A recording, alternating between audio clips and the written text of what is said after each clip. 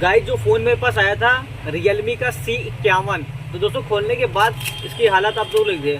Battery तो बिल्कुल ख़राब हो चुकी है, आप लोग देख पा रहे हैं पूरा लिक्विड इसका इधर उधर हो गया, बेकार हो गया। बाकी ये फ्रेम जो टूटा है, फ्रेम के टूटने के कारण इसका जो मेन पत्ता होता है ये वाला, ये कट चुका है। आपको दिखाता हूँ मैं, ये देखिए कट गया है यहाँ से। तो इसको बदलेंगे, फ्रेम को बदलेंगे, फोल्डर को बदलेंगे, फ़ोन कंप्लीट हो जाएगा।